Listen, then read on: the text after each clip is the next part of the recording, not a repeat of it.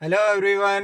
कैसे हैं आप सब? उम्मीद करता हूँ आप सब लोग अच्छे होंगे, स्वस्थ होंगे, मस्त होंगे, सेहतमंद होंगे। तो दोस्तों, हर रोज़ की तरह आज फिर मैं आया हूँ घूमने के लिए। आज थोड़ा ठंडी ज़्यादा थी, इसलिए आज मैं स्वेटर पहनना नहीं भूला हूँ, तो मैं स्वेटर पहन कर आया हूँ। और पार्किंग नहीं मिल रही थी यहाँ गाड़ी खड़ी करने के लिए, क्योंकि जहाँ पे मैं आया हूँ यहाँ पे भीड़ बहुत ज़्यादा रहती है। तो पार्किंग बहुत मुश्किल से ही मिलती है। तो अब तो मैं पार्किंग मिल गई है, तो अब मैं गाड़ी अपनी पार्क में खड़ी कर दिया हूँ। और अब मैं निकलता हूँ बाहर, और आप लोगों से थोड़ी बहुत बातचीत करता हूँ, और कुछ बातें शेयर करता हूँ आप लोगों से। निकलता हूँ बाहर। तो यहाँ पे मेरी गाड़ी खड़ी है, ये this is me, not you. तो गाड़ी मैंने खड़ी कर दिया। बोल रहे हैं कि हमारी फ़ोटो ले रहे हो क्या? तो मैंने कहा नहीं, ये मैं हूँ, और मैं आपकी फ़ोटो क्यों लूँगा? क्योंकि कुछ लोग ऐसे होते हैं जिनको मतलब कैमरे पे आना अच्छा नहीं लगता, और तो उनको मतलब यही रहता है कि मेंटली लोग मिल जाते हैं यार, कभी कभी हर जगह होते हैं। तो फिर मैंने गाड़ी अपनी पार्क कर दी। तो मैंने कहा थोड़ी बहुत आप लोगों से बातचीत हो जाए, तो उसके बाद फिर निकलते हैं खाना खाकर। खाना भी मैं खाया नहीं हूँ। कभी कभी ना मेरा दिल मतलब बाहर से खाने का होता है, तो मैं खाना खाने आया हूँ। और हर रोज़ मैं चने भिगाता हूँ चने खाने के लिए। तो आज मैंने क्या किया, आज मैंने दोपहर में चना खा लिया था। दोपहर में क्या, वही तीन तीन बजे के आसपास।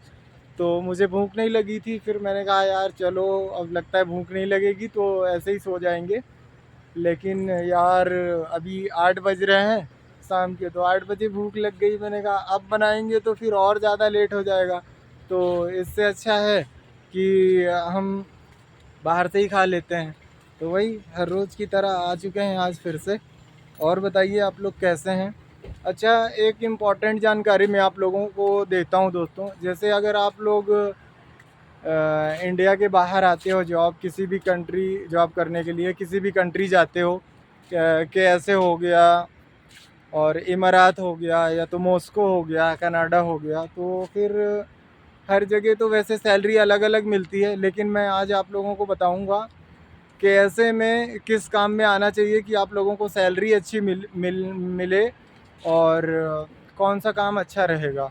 अगर देखिए, मैं आप लोगों को साफ बातों में बता देना चाह रहा हूँ, अगर आप लोग कोई अच्छा काम जानते हैं तो आप उसी काम का वीज़ा लेकर आइए। ये नहीं कि आपने अपने एजेंट को बोल दिया कि हमको आप किसी भी काम में भेज दीजिए, तो वो आपको किसी भी काम में भेज देंगे।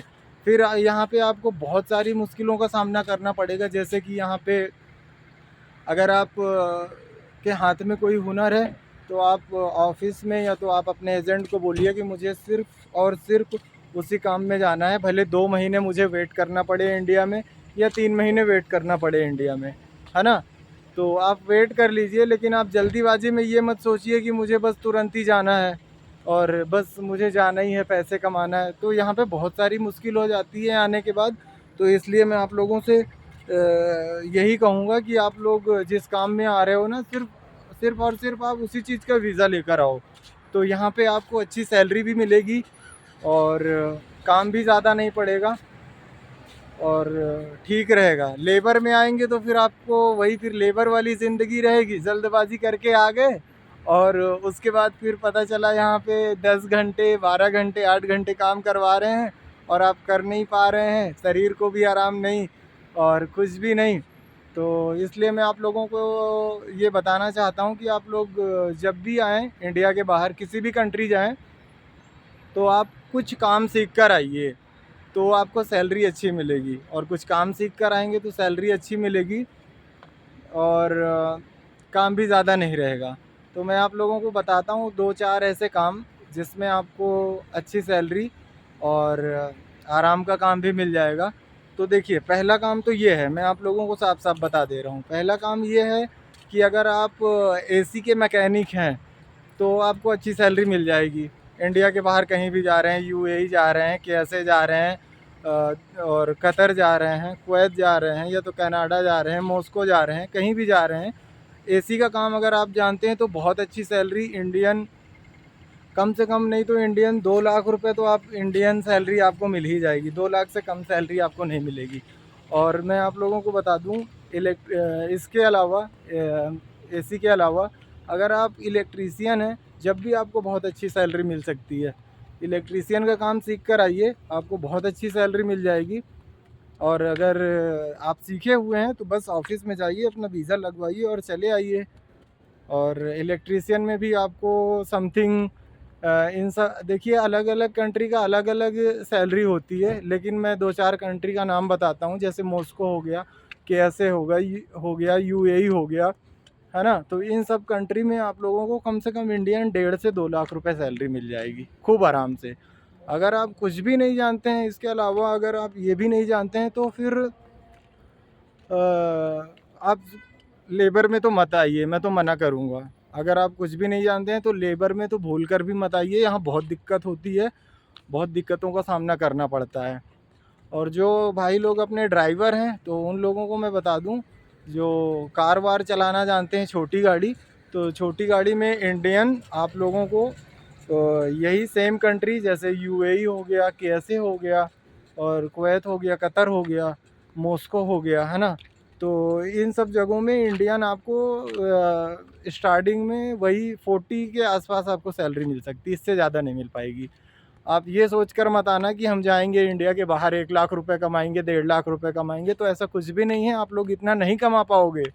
और जो एजेंट आपको बोलते हैं कि आ जाओ हम आपको 80,000 दिलवाएंगे, 1 लाख रुपए दिलवाएंगे, तो ये सारी चीज़ें झूठ है, कोई नहीं दिलवाता। यहाँ पे मैं खुद रहता हूँ, और मैं 2013 में भी एक बार आया हूँ, रह कर गया हूँ, और अब तो फिर से मैं दोबारा आया हूँ, तो मुझे यहाँ के बारे में ज़्यादा ही कुछ पता है। और ये हो गए, इलेक्ट्रीशियन हो गया, और एसी का हो गया, और ड्राइवर का हो गया। और मैं आप लोगों को बता दूं, आप लोग अगर अकाउंटेंट के काम में आते हैं तो अकाउंटेंट के काम में यही सेम कंट्री मॉस्को के ऐसे और ये कुवैत, कतर, यहाँ पे आपको वही 1.5 से 2 लाख रुपए। अगर किसी अच्छी कंपनी में आ रहे हैं तो वहाँ पे आपको हो सकता है और ज़्यादा सैलरी मिल जाए, 2.5 लाख मिल जाए, 3 लाख रुपए मिल जाए।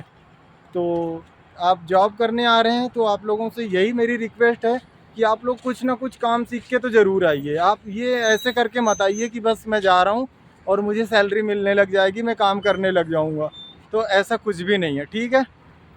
और अगर लेबर में आप आ रहे हैं तो आइए, कोई दिक्कत नहीं है। लेबर में ये जो रोडें होती हैं, ये ना, ये जो नीचे दिख रही हैं, इधर में झाड़ू लगाना पड़ता है, और उन लोगों को बहुत ज़्यादा सैलरी नहीं मिलती। इंडियन सैलरी में आप लोगों को बता दूं, वही तकरीबन 18 से 20 हज़ार मिलता है सैलरी, और उसी में मोबाइल का खर्चा, उसी में खाने का खर्चा, रहने के लिए तो खैर ये लोग देते हैं। लेकिन आप ये मत समझना कि मैं हेल्पर के काम में जाऊंगा या लेबर के काम में जाऊंगा तो वहाँ पे मुझे बहुत ज़्यादा सैलरी मिल जाएगी, तो ऐसा कुछ भी नहीं है, ठीक है।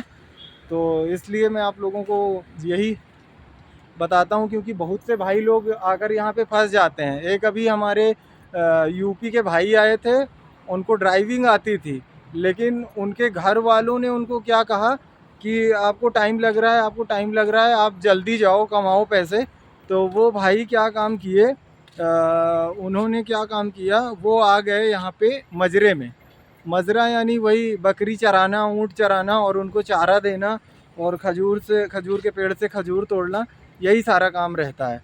तो वो यहाँ पे 6 महीने रहे, 6 महीने रहे, और 3 महीने की सैलरी उनका जो ओनर है उनको 3 महीने की सैलरी दिया, ठीक है। और 3 महीने की सैलरी दिया। 3 महीने के बाद जब चौथा महीना लगा तो उनके ओनर ने बोला कि अब मैं तुम्हें सैलरी अगले महीने दूंगा, चौथे महीने से तुम काम करो। तो वो काम करते रहे, और उसके बाद जब चौथा महीना कंप्लीट हुआ तो उनको राशन वासन ले आकर दे दिया उनके मालिक ने।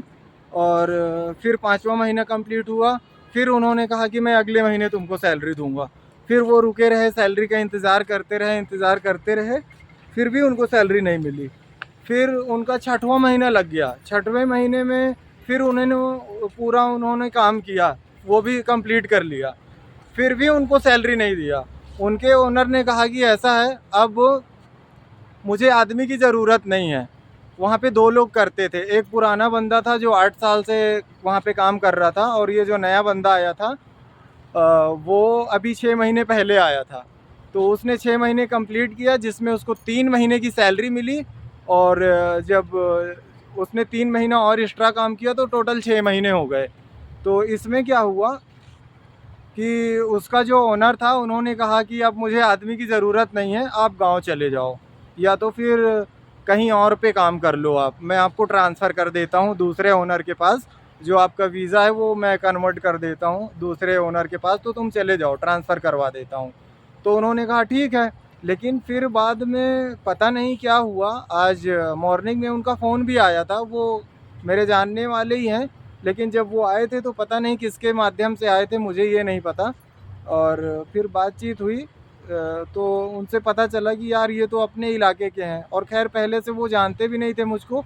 जो बंदा वहाँ पे 8 साल से पहले से रह रहा था वो मुझे जानता था।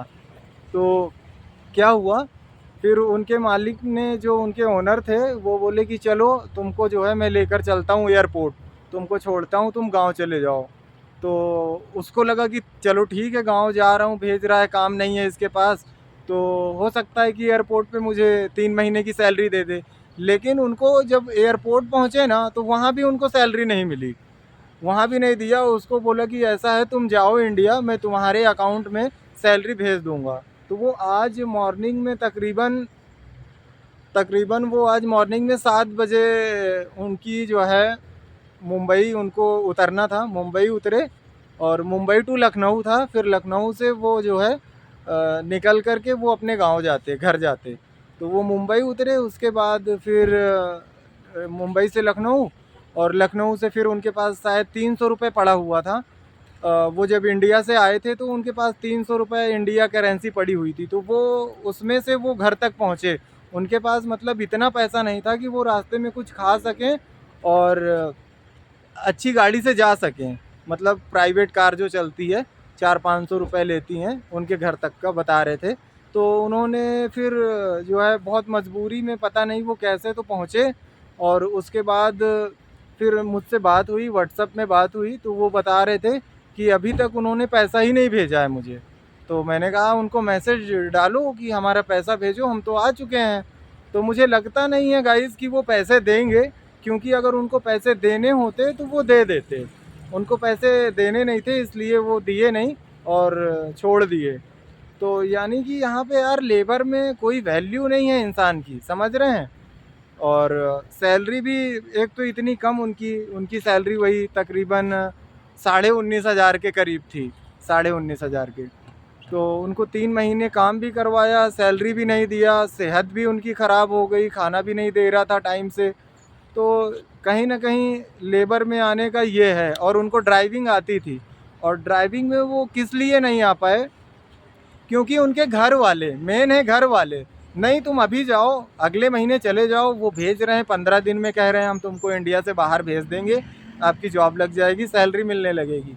लेकिन उनको ये नहीं पता कि लेबर में यहाँ करवाते क्या हैं और कितनी मुश्किलों का सामना करना पड़ता है। यार मैं उन घर वालों से रिक्वेस्ट करता हूँ कि आप अपने घर के आदमी को भेज रहे हैं, तो आपकी भी जिम्मेदारी बनती है कि हमारा आदमी किस काम में जा रहा है, कितनी सैलरी मिलेगी, और जाना चाहिए कि नहीं जाना चाहिए। जल्दीबाजी में किसी को इतना मत आप मेंटली टॉर्चर कर दो कि उसको मतलब किसी भी काम में आना पड़ जाए और फिर बाद में ये सब करना पड़े।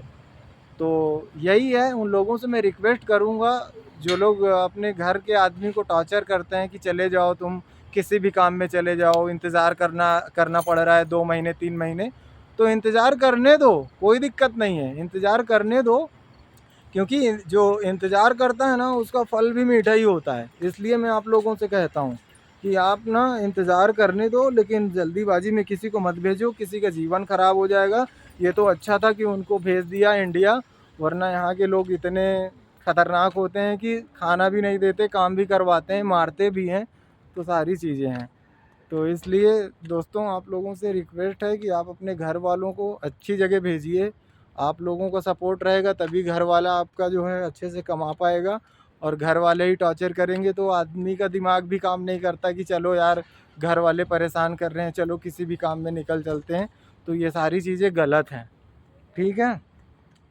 मैं भी आया हूँ, मुझे भी 2-3 जगह, जब मैं आ रहा था इंडिया से तो मुझे 2-3 जगह का ऑफ़र आया, तो 2 जगह तो मैंने रिजेक्ट कर दिया क्योंकि वहाँ पे सैलरी कम थी। कहीं 35,000 बता रहे थे, कहीं 40,000 बता रहे थे। तो मैंने कहा नहीं, मैं तो पुराना आदमी हूँ, मैं तो रह भी चुका हूँ इंडिया के बाहर, तो मैं इतने में नहीं जाऊँगा, मना कर दिया। फिर मैंने 2 महीने और वेट किया, मतलब मैंने अगस्त में जो है, फिर से अगस्त में मैंने रिजेक्ट किया। अगस्त के बाद मैं सितंबर अक्टूबर 2023 अक्टूबर 25 को मैं आया था। फिर एक वीज़ा और आया, फिर यहाँ के ऑनर से मैंने बातचीत करी, क्या सैलरी है, क्या काम है, तो उन्होंने सारी चीज़ें बताई। फिर मैंने कहा हाँ ये ठीक है, फिर मैं आया। अगर मैं जल्दीबाजी करके चला जाता तो मुझे सैलरी भी कम मिलती, और सैलरी के साथ साथ फिर क्या होता कि यार वो आदमी अच्छे से बात भी नहीं कर रहे थे, जो ओनर थे यहाँ के, जो नए वीज़े 2 मैंने रिजेक्ट किया, उन लोगों से मैंने बात भी किया, तो उनका जो बातचीत करने का तरीका था ना, वो मुझे बिल्कुल अच्छा नहीं लगा। तो इसलिए मैंने मना कर दिया उनको। मैंने कहा मैं आपके पास नहीं आ सकता, आई एम सॉरी। तो फिर मैंने जो अंकल हैं जो भेजते हैं, तो उनसे मैंने फिर बात करी। मैंने कहा अंकल मैं इंतज़ार कर लूँगा, लेकिन मैं जल्दीबाजी में नहीं जाऊँगा। अब मैं आया हूँ, मेरा इतना अच्छा काम है, आप लोगों को बता दूँ, मेरी ड्यूटी बिल्कुल भी नहीं है। मैं सारा दिन फ़ोन में लगा रहता हूँ, ब्लॉग बनाना, वीडियो बनाना, यही सारी चीज़ें मैं करते रहता हूँ, समझ रहे हैं। तो इसलिए वही है कि आप लोग आ रहे हैं इंडिया के बाहर तो अच्छे काम में आइए, जल्दीबाजी करके मत आइए कि आप लोगों को दिक्कत हो, है ना। तो ये है सब, यही है। और ठीक है भाई, जो भी है। और बताइए आप लोग कैसे हैं। वीडियो अगर मेरी आप लोगों को अच्छी लगे तो एक लाइक कर देना, और एक छोटा सा प्यारा सा कमेंट कर देना। और हाँ, एक बात आपको मैं बताना भूला जा रहा हूँ, 3 अक्टूबर को मेरे बेटे का बर्थडे है, यानी कल नहीं परसों। तो मैं अपने बेटे को सरप्राइज़ कुछ अलग ही दूंगा। वैसे तो मुझे बहुत दुख हो रहा है कि मैं अपने बेटे के बर्थडे में शामिल नहीं हो पा रहा हूँ, मुझे बहुत दुख हो रहा है। लेकिन फिर भी अपने बेटे के लिए प्यार और ढेर सारी शुभकामनाएँ, वो तो है ही मेरी तरफ से। लेकिन अपने बेटे को मैं साइकिल गिफ्ट करूँगा, आप लोगों से बता दूँ। साइकिल की फ़ोटो भी मैं आपको नेक्स्ट वीडियो में अपने भाई से मंगवा कर अपलोड कर दूंगा, क्योंकि मेरा भाई जाएगा ख़रीदने, और पेमेंट मैं यहाँ से कर दूंगा। वो जिस भी दुकान में जाएगा वहाँ पसंद करेगा, उसके बाद पेमेंट मैं यहाँ पेटीएम से कर दूंगा, फिर वो साइकिल बाई कर लेगा। और कल नहीं परसों बर्थडे है मेरे बेटे का, तो आप लोग मेरे बेटे के लिए एक छोटा सा प्यारा सा कमेंट कर दीजिएगा। और बर्थडे वाली वीडियो भी मैं अपलोड करूँगा, मंगवाऊँगा बर्थडे वाली वीडियो भी तो आएगी, वो भी मैं अपलोड करूँगा। और उसको मैं साइकिल गिफ्ट कर रहा हूँ इस बार। पिछली बार तो यार मैं मना नहीं पाया, बहुत ज़्यादा टेंशन में था, फैमिली टेंशन था यार बहुत ज़्यादा। तो मतलब इतना ज़्यादा टेंशन में था ना, मैं आप लोगों को बता नहीं सकता। पिछली बार यानी 2023 में जो गया, बहुत ज़्यादा टेंशन में था। मैंने खुद को, अपने आप को संभाला है, वरना जिस स्टेज से मैं गुजरा हूँ वहाँ पे तो लोग सुसाइड कर लेते हैं यार। लेकिन मैंने कहा नहीं यार करण, अभी ज़िंदगी बाकी है, अभी थोड़े ना यार ख़त्म होना है। किसी एक की वजह से हम अपने आप को ख़त्म नहीं कर सकते ना। लेकिन फिर भी मैंने आपको बहुत संभाला। जिन लोगों को लगता था कि मैं कुछ नहीं कर सकता, लेकिन मैं उन लोगों को कहना चाहूँगा 2 लाइन में कि मैं आप लोगों के साथ रह रहा था प्यार से। तो आप लोग ये मत समझिए कि मैं कुछ नहीं कर सकता था, मैं बहुत कुछ कर सकता था। लेकिन मुझे फैमिली का प्यार चाहिए था, इसलिए मैं बाहर नहीं निकल रहा था। इंडिया में भी मैं 30,000 35,000 कमाता था, लेकिन वहाँ क्या है, वहाँ ज़्यादा खर्चे हैं, पैसे सेविंग नहीं हो पाते थे, बहुत ज़्यादा खर्चे हैं इंडिया में, और मेहनत थोड़ी ज़्यादा है, समझ रहे हैं। तो इसलिए मैं वहाँ पे कुछ सेविंग नहीं कर पा रहा था, बस यही है। तो मैं बता दूं दोस्तों, मैंने अपने आप को बहुत संभाला है, और अपने बेटे के लिए मैंने अपने आप को संभाला है, वरना मेरी भी ज़िंदगी में एक जलजला कहो या तूफ़ान कहो, जो भी कहो, आ चुका है। और मैंने अपने आप को बचा लिया, बस ऊपर वाले का मैंने कुछ बनाया बिगाड़ा नहीं था, इसलिए मैं बच गया। वरना मैं बहुत आगे जाकर मैं लौटा हूँ, जहाँ से लोग लौट नहीं पाते वहाँ से मैं लौटा हूँ। तो मेरे बेटे का बर्थडे है, मैं थोड़ा सा इमोशनल भी हो रहा हूँ, मेरे बेटे का बर्थडे है परसों। बेटे को मैं एक प्यारी सी नन्ही सी साइकिल गिफ्ट कर रहा हूँ। साइकिल वाली वीडियो मैं आप लोगों को नेक्स्ट वीडियो में क्या, परसों मैं खुद अपलोड कर दूंगा। परसों वीडियो मंगवा लूँगा बर्थडे का और अपलोड कर दूंगा। उसमें आप लोग मेरे बेटे को ढेर ढेर सारा प्यार देना, ढेर सारा कमेंट करना, ढेर सारी लाइक करना, वीडियो मेरे बेटे की शेयर करना।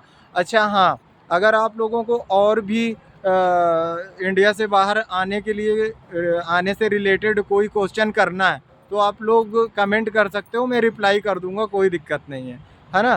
तो चलिए आज की वीडियो यहीं पे एंड करते हैं और फिर मिलते हैं नेक्स्ट वीडियो में। तो चलो चलो चलो चलो चलो।